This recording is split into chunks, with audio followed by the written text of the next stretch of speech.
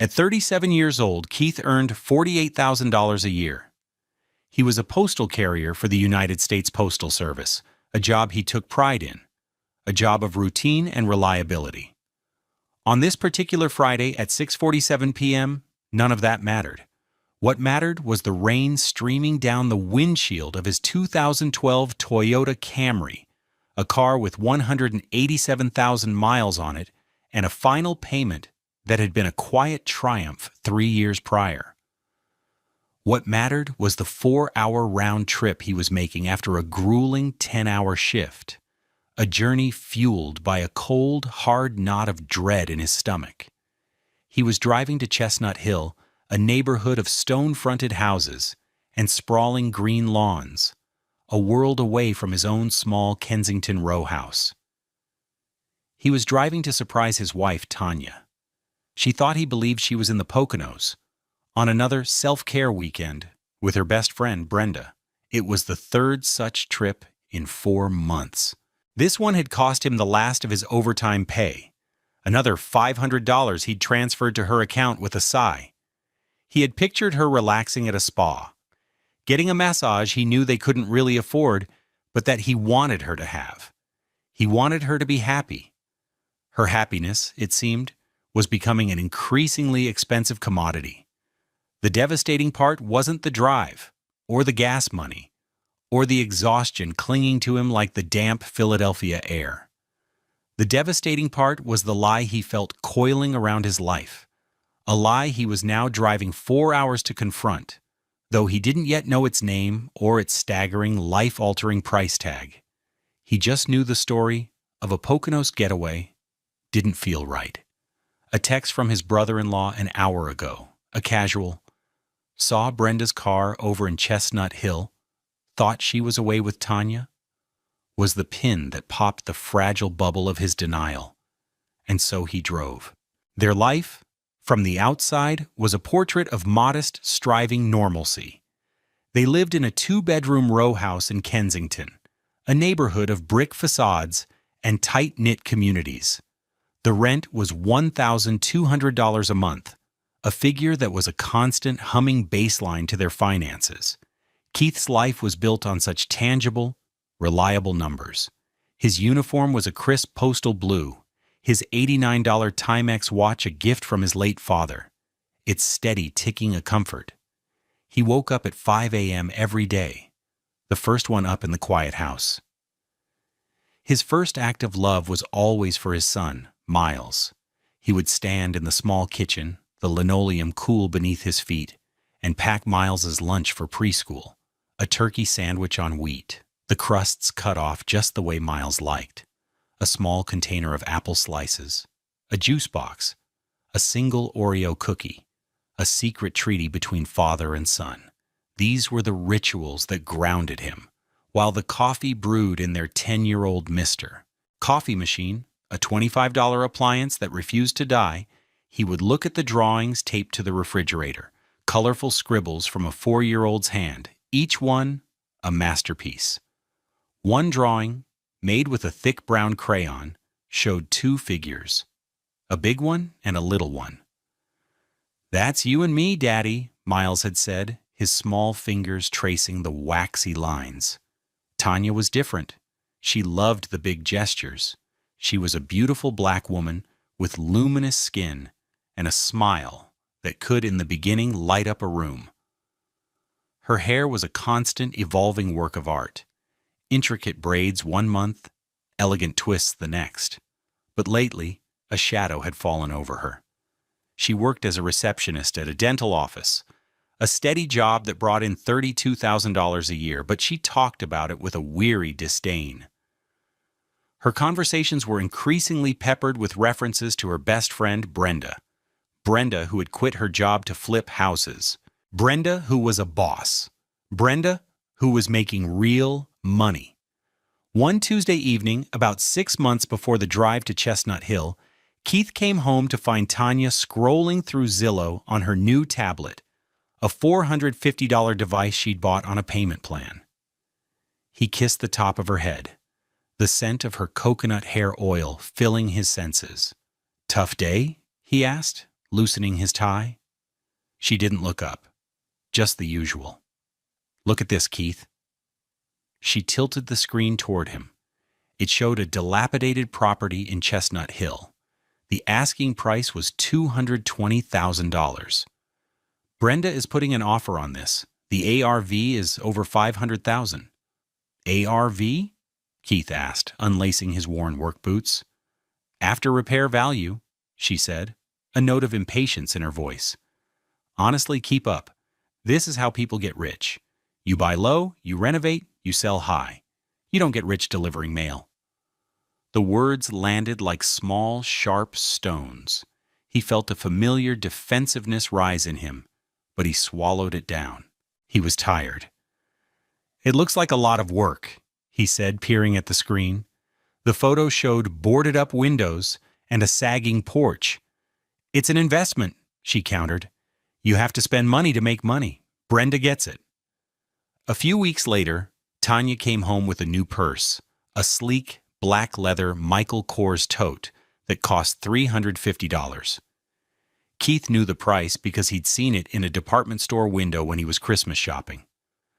"Brenda's project got funded," she announced, placing the bag on their small, second-hand dining table. "We went out to celebrate." He looked at the purse, then at the pile of bills he had just finished sorting on the counter. The electric bill, the gas bill, the daycare payment for Miles. His $48,000 salary felt like a sandcastle he frantically rebuilt each month against a relentless tide. "It's nice, Tan," he said, forcing a smile. "It's really nice." But as he watched her unpackaging it, carefully removing the tissue paper, he felt a chasm opening between them. A distance that couldn't be measured in miles, but in dollars and desires. The facade of their domestic normalcy was beginning to crack, and the dollar-tag details of her ambition were the hairline fractures spreading across the surface of their life.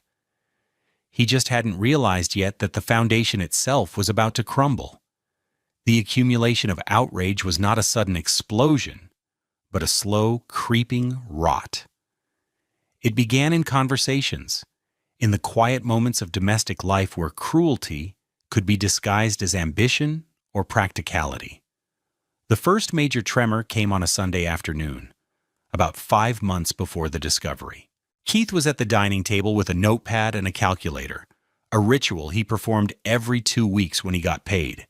He was trying to figure out how they could build up their savings, which hovered stubbornly around $1,500. "Hey, Tan," he called out.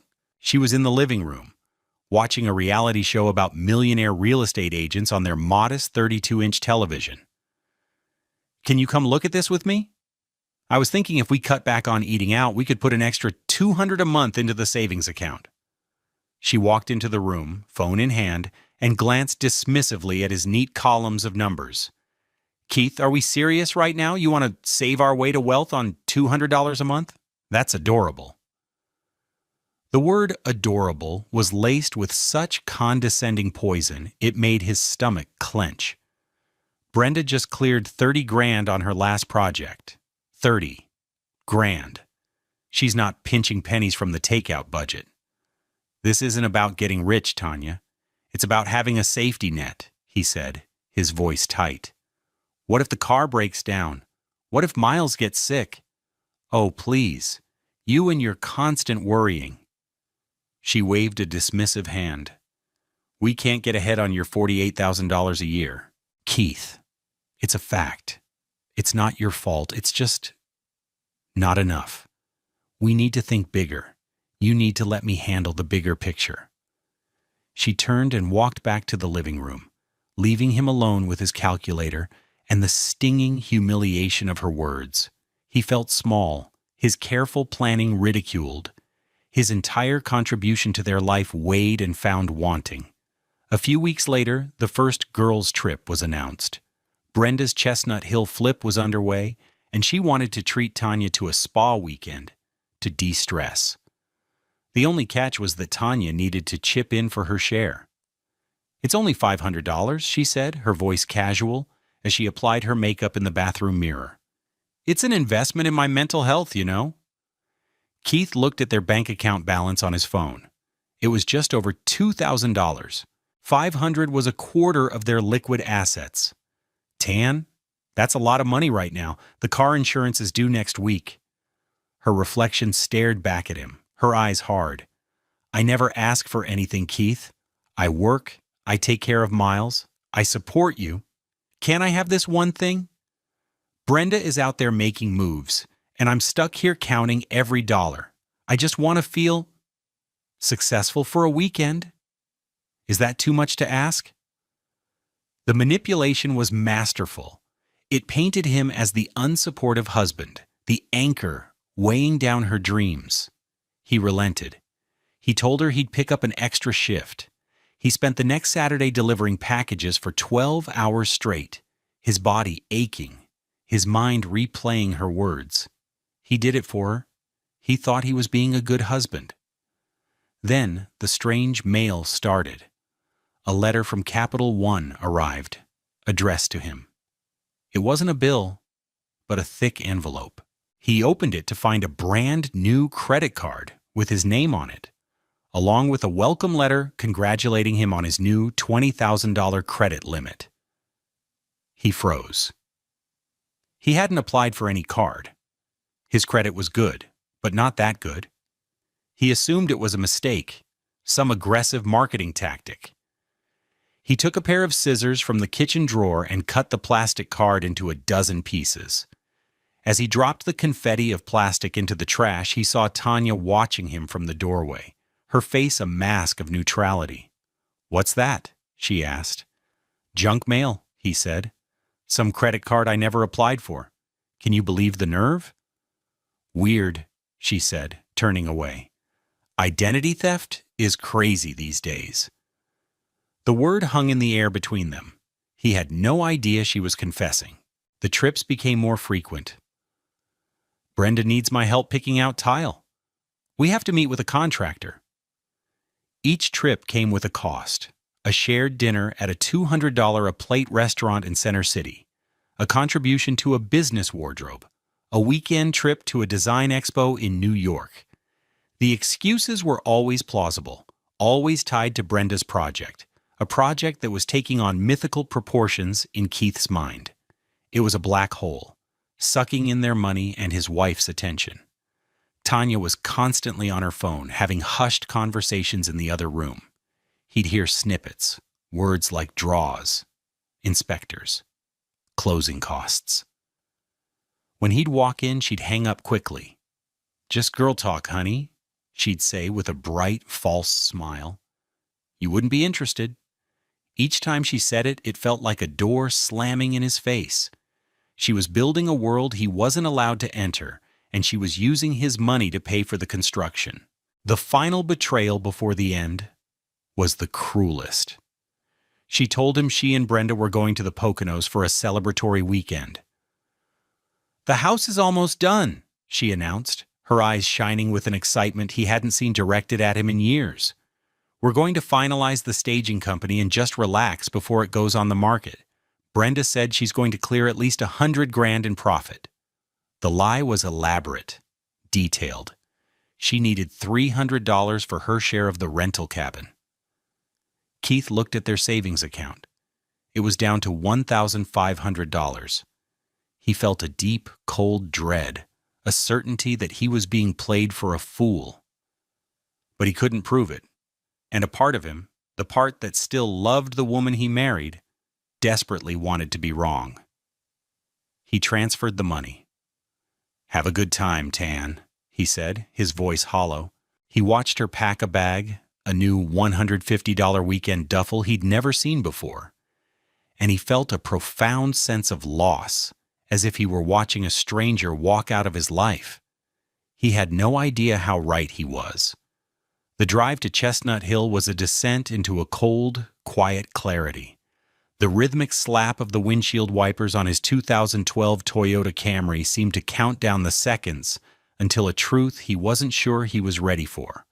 The rain was relentless, turning the city lights into blurry streaks of red and gold. It was 7:35 p.m. when he finally turned onto the quiet, tree-lined street Brenda's flip was on. Tanya had mentioned the address once, offhandedly, months ago, but it had stuck in his memory like a burr. He killed his headlights a block away and parked the Camry behind a large, dark SUV, the modest, dented vehicle looking comically out of place among the pristine Audis and BMWs that lined the curb. He sat for a long moment, the engine ticking as it cooled. The rain softened to a miserable drizzle.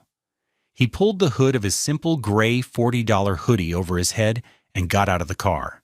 The air was cool and smelled of wet earth and money. He walked down the block, his worn sneakers silent on the wet pavement. He saw it then. The house.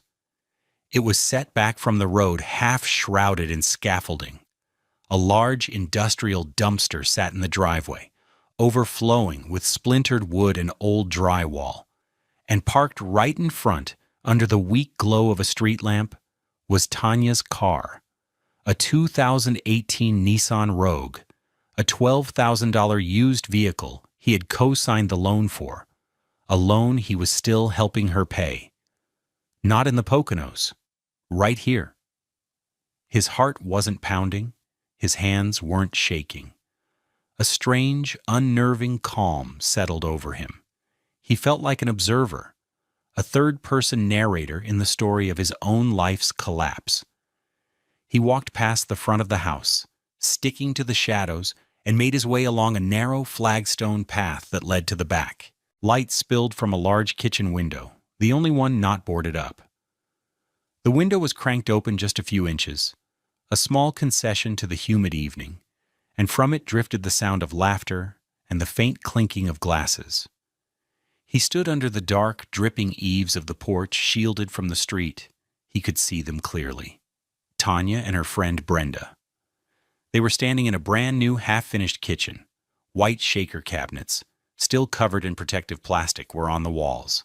A massive granite island, a shade of swirling gray and white, dominated the center of the room.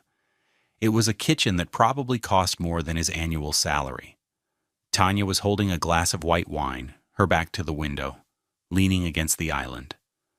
Her hair was in a stylish top knot, and she was wearing a silk blouse he'd never seen before.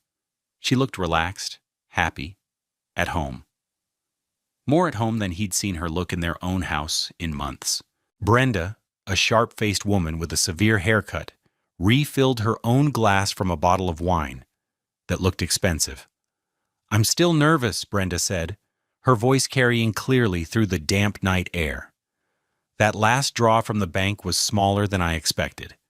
The custom cabinetry is $8,000, and they want payment on delivery next week.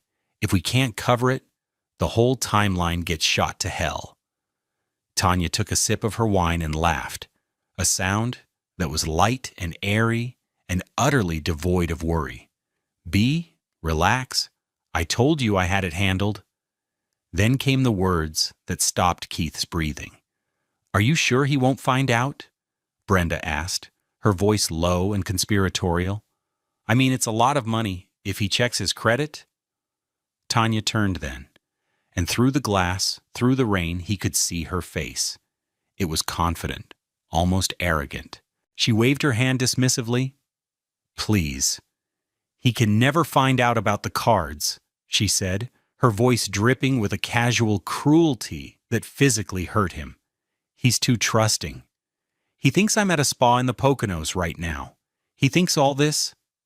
She swept her hand in an arc, indicating the expensive, half-finished kitchen, the entire fraudulent enterprise, "is from my savings and your business savvy."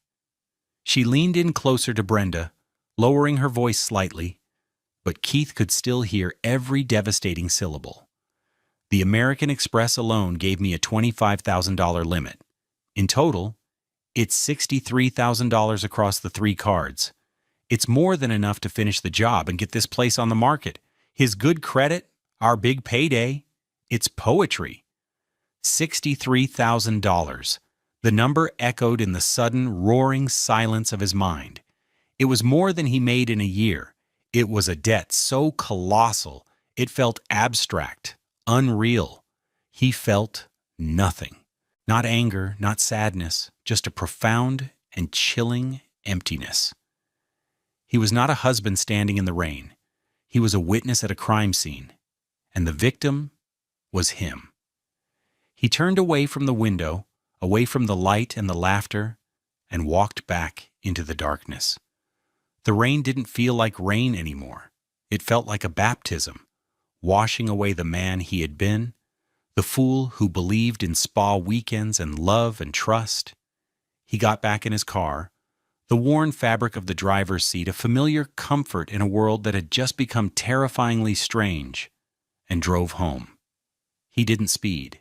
He obeyed every traffic law. He was a man who followed the rules, and his world had just been destroyed by someone who believed rules were for other people. The drive back to Kensington was a study in control. Keith kept his hands at 10 and 2 on the steering wheel of his Camry.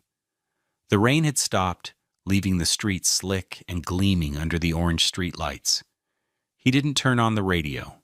The silence in the car was a sanctuary, a place to let the jagged edges of Tanya's words. He can never find out about the cards. He's too trusting. Settle into the hard, cold shape of fact.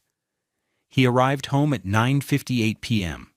He parked in his usual spot, walked up the 2 steps to his front door, and let himself into the quiet house.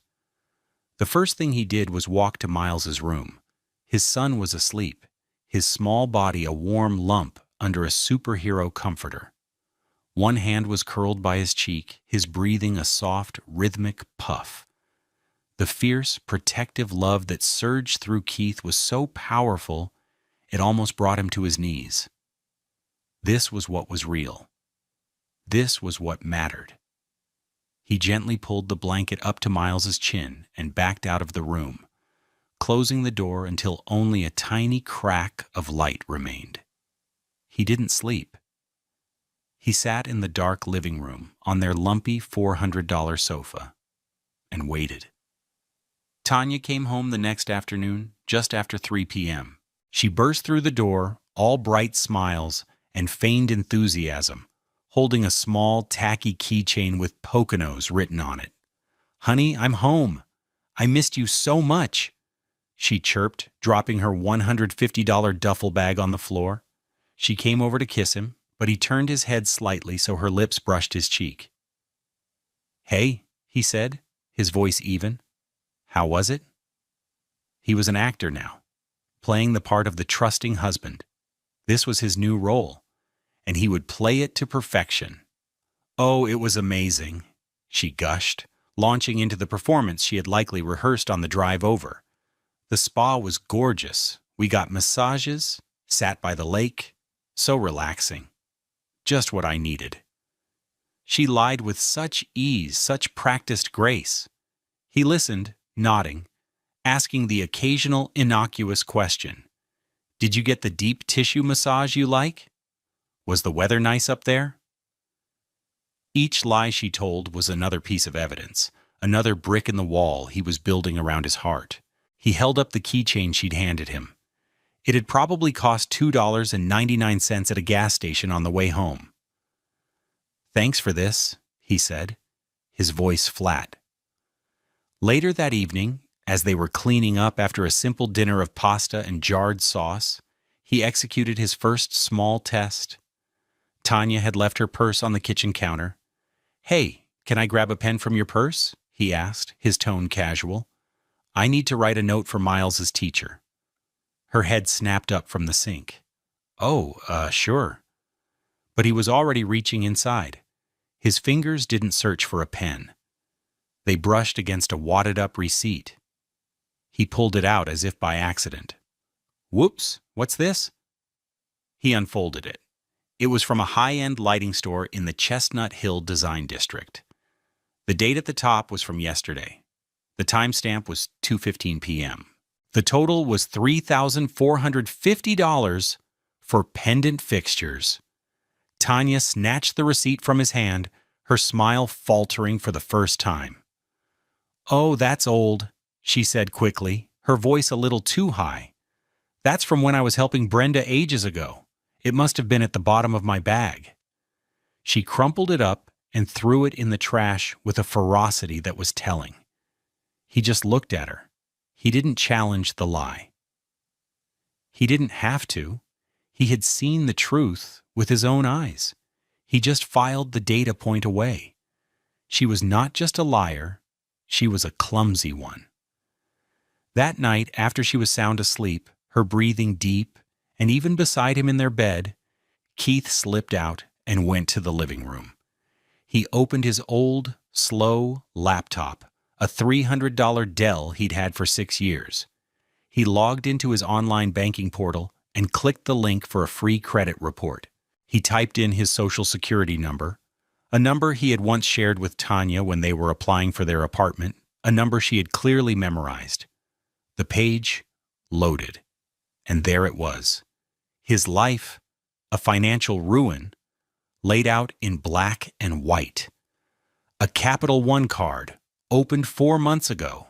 Balance, $19,874.21. A Chase Sapphire card, opened 3 months ago. Balance, $23,340.66. An American Express Platinum card, opened 6 weeks ago. Balance, $20,000. Total fraudulent debt, $63,214.87. He felt a wave of nausea. It was more than his annual salary. It was a mountain of debt he could never hope to climb. He clicked on the details for each account. He saw the transaction histories. Cash advances wired directly to a checking account he didn't recognize. Purchases from building supply stores, lighting distributors, plumbing warehouses. It was the financial blueprint of Brenda's house flip, all built on the foundation of his good name. He started printing. Page after page spooled out of their noisy, cheap inkjet printer. He printed the account summaries, the transaction histories, everything. He was no longer a husband.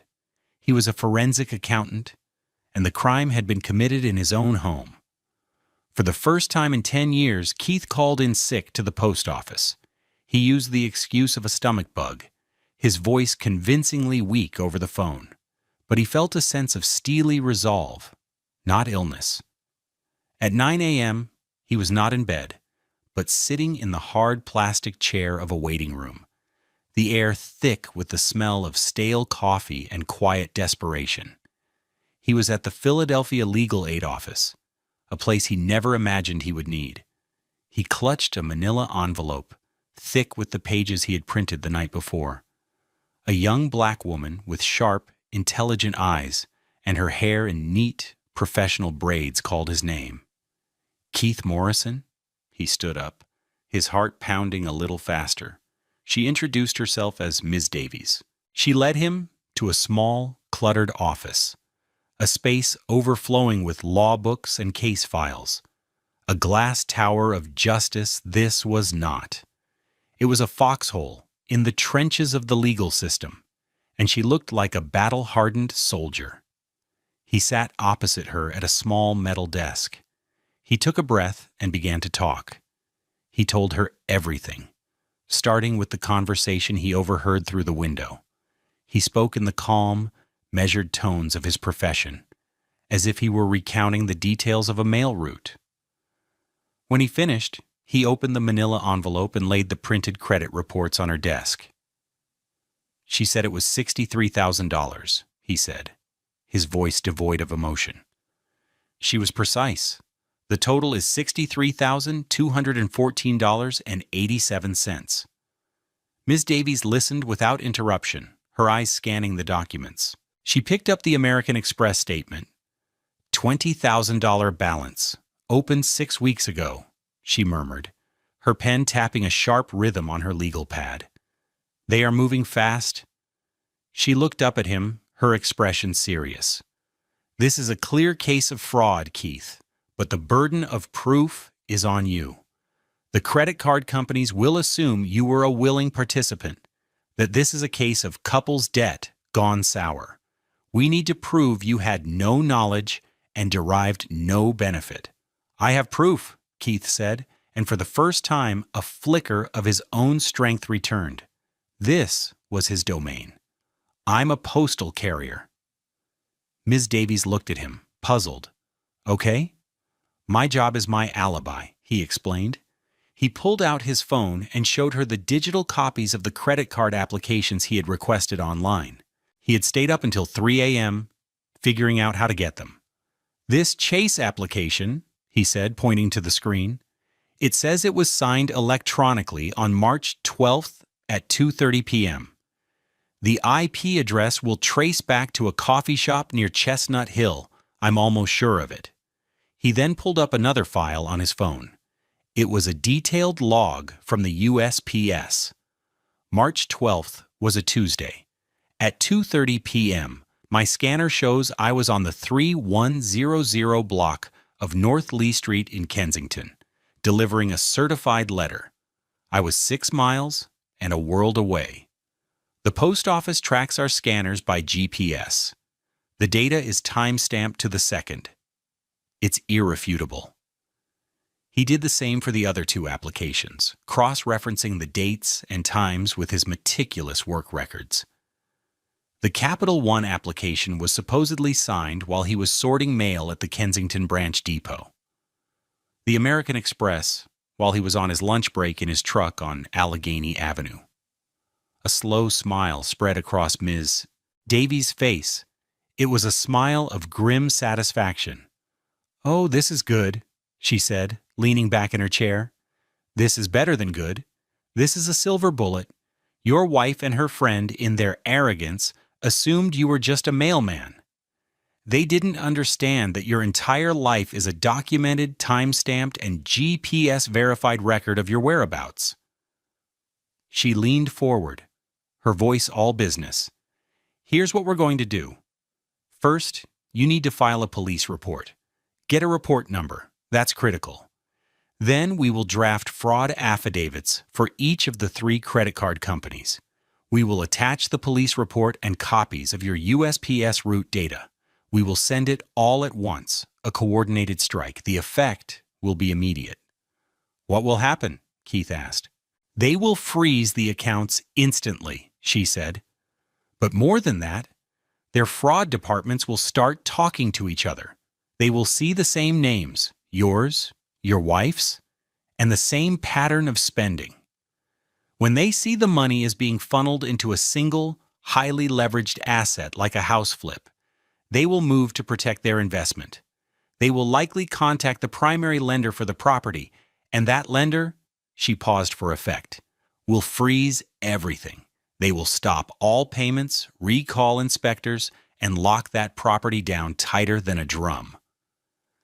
The cost for the legal aid service was nothing, but there was a $450 court filing fee to get the process officially started. Keith didn't have it. His last $300 had gone to Tanya's fictional Poconos trip.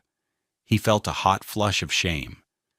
He had to borrow the money from his brother, a contractor who listened to the story with a grim face and transferred the funds without a single question. Keith walked out of the legal aid office at 11:30 a.m. The plan for the strike set. He had a new job now: demolition.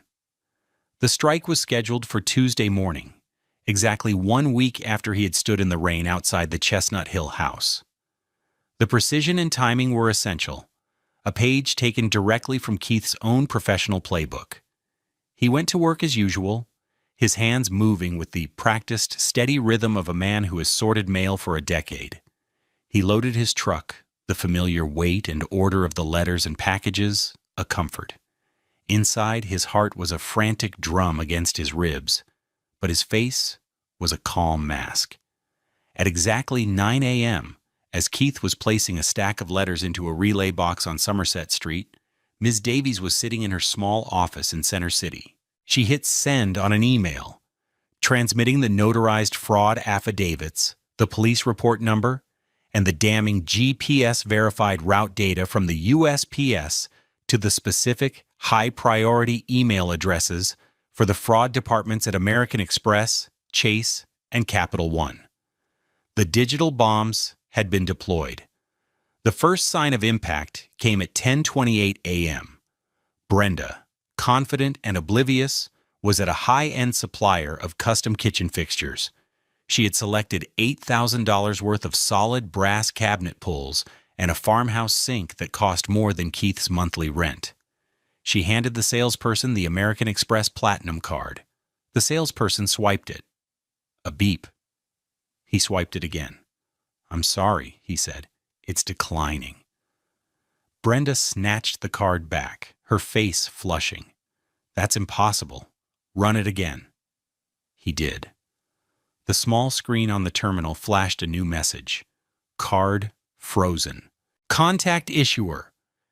At 10:45 a.m., Brenda was on the phone with Tanya, her voice a high-pitched shriek of panic. "The Amex is frozen. They wouldn't even tell me why. Try the Chase card to pay them online. I need to get these fixtures ordered now." Tanya, sitting at her desk at the dental office, quickly logged into the supplier's website. She entered the Chase Sapphire card number, the one with the $23,340.66 balance. She hit Submit Payment. The screen refreshed with a red banner. Transaction declined. Your account has been temporarily suspended. The system was working. The fraud alerts, cross-referenced within minutes by powerful algorithms, had triggered an automatic lockdown. By 11 a.m., the internal fraud team at the primary mortgage lender for the $410,000 Chestnut Hill property received an automated high-risk alert. The alert flagged the property's primary borrower, Brenda, as being associated with multiple simultaneous high-dollar fraud claims. The risk was unacceptable. A senior manager made a single phone call. The renovation loan was immediately frozen. All scheduled contractor payments were stopped. An electrical inspector who was on his way to the property to sign off on the new wiring received a call from his dispatcher. "Turn around," the voice said. "The job on Elmwood Avenue is on indefinite hold, funding issue." At 11:30 a.m., Keith was sitting in the cab of his LLV, his postal truck, parked on a quiet side street. He was eating the simple turkey sandwich he had made for himself that morning. The sun was warm on his windshield. His phone, which had been silent, buzzed. It was Tanya. He looked at her name on the screen, then placed the phone face down on the passenger seat and took another bite of his sandwich. It buzzed again. A text message appeared on the lock screen. "Call me now, emergency." He chewed slowly, methodically. He finished his sandwich, drank the last of his water, and capped the bottle. Only then did he pick up the phone. He had 5 missed calls and a string of voicemails. He pressed the button to listen. Voicemail 1, timestamped 11:32 a.m. Tanya's voice tight with anger and confusion. "Keith, what is going on? Brenda just called me, and the cards aren't working. She's freaking out. Did you put a hold on them? Call me back." Voicemail 2, timestamped 11:41 a.m. The anger was gone, replaced by rising panic. "Okay, now the Chase card isn't working either. I tried it myself." "What did you do?" "The supplier for the cabinets is going to give them to another contractor if we don't pay them today. This is not a game, Keith. Call me."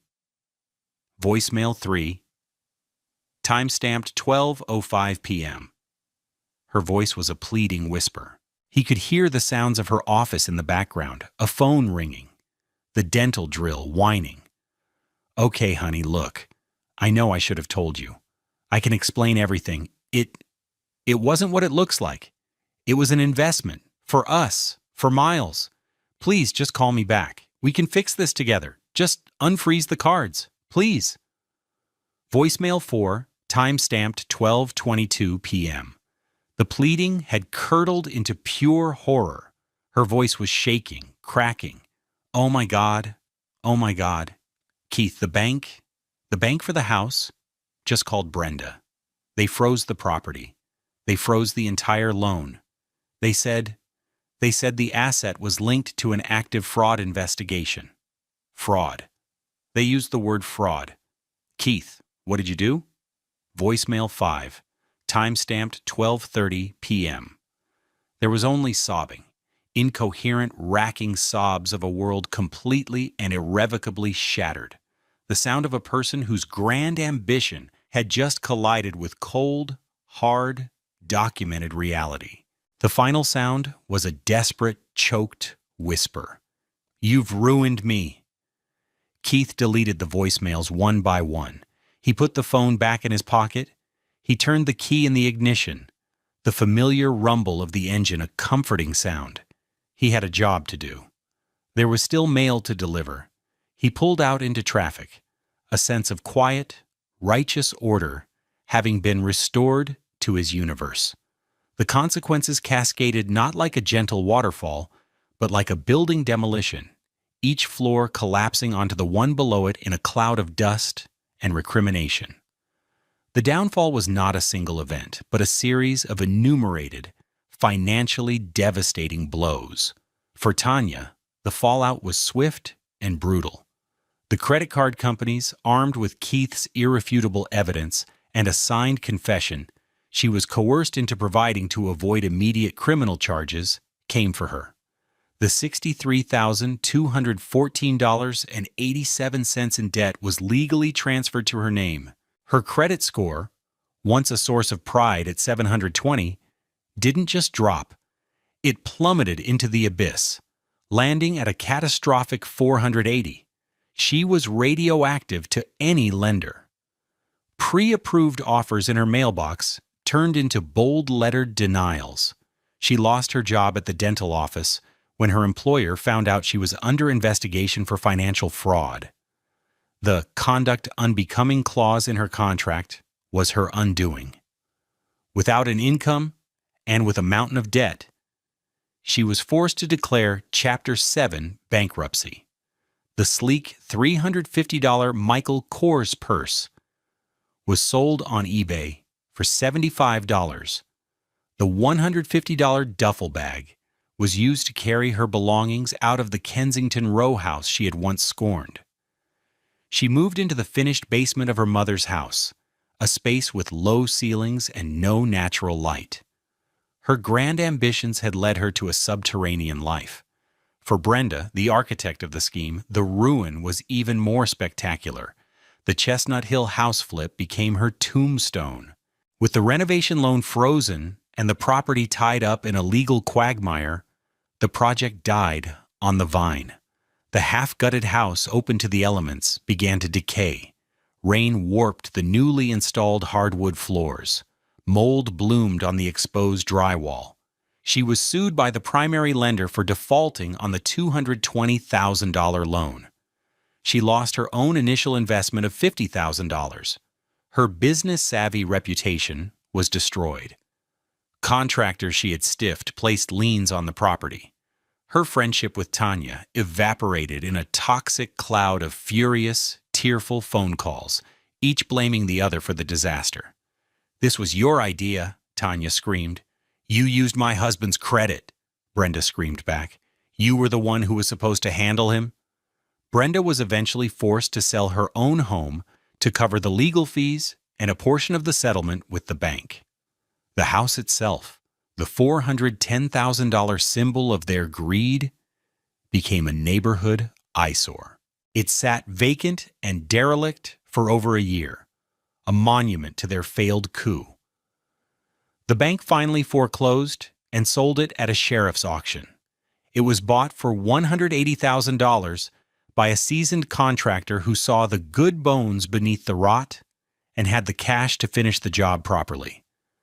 For Keith, the process was slow but methodical.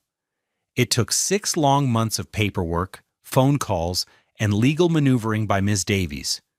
He had to tell his story over and over to fraud investigators, each time feeling a fresh wave of humiliation and resolve. But his evidence was perfect. His alibi was ironclad. One by one, the fraudulent accounts were closed, and the debts were legally expunged from his record.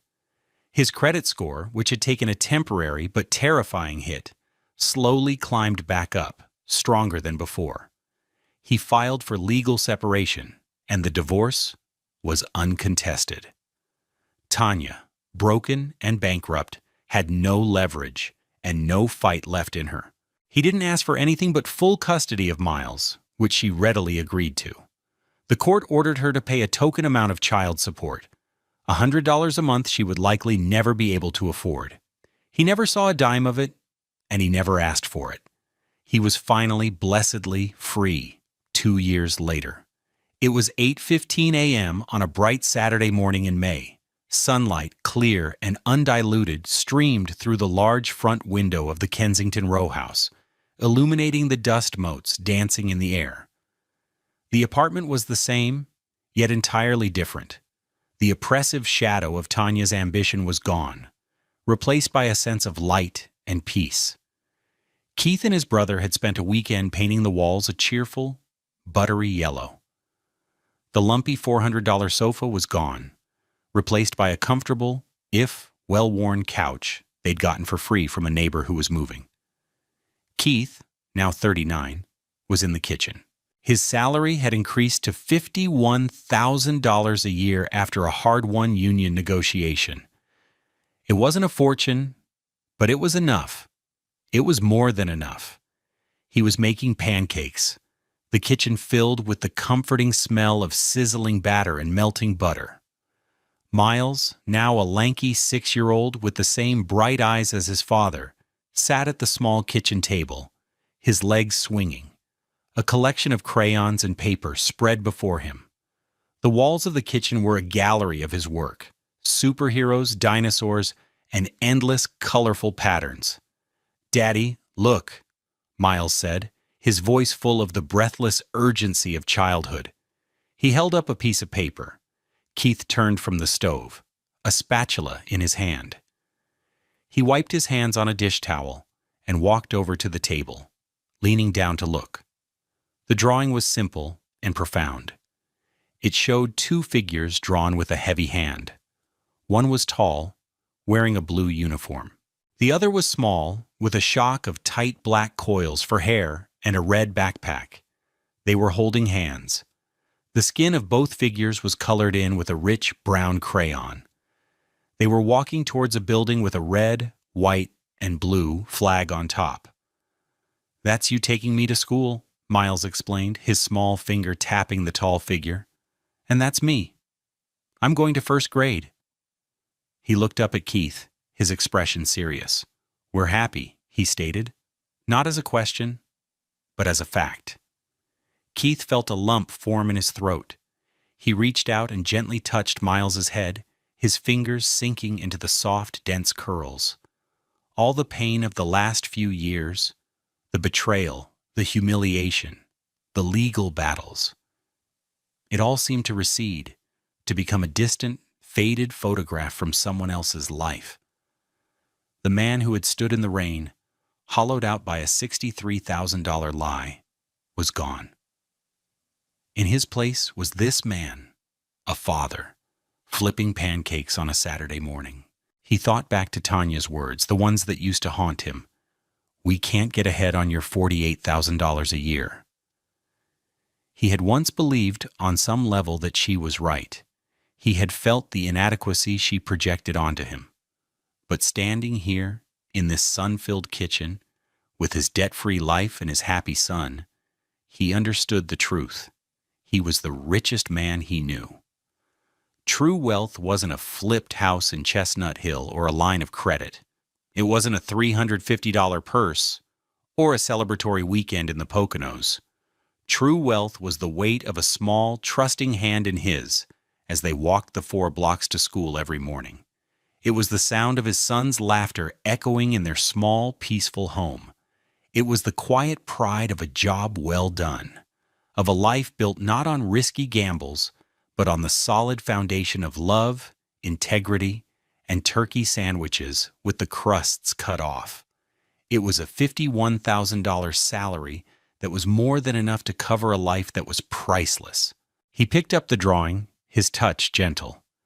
"It's the best drawing I've ever seen," he said, his voice thick with emotion. "Let's put it on the refrigerator, front and center. Sometimes the greatest treasures aren't the things we buy, but the peace we build. The things we hold in our hands are often less valuable than the people whose hands we hold. What do you think true wealth really is? Let us know in the comments below.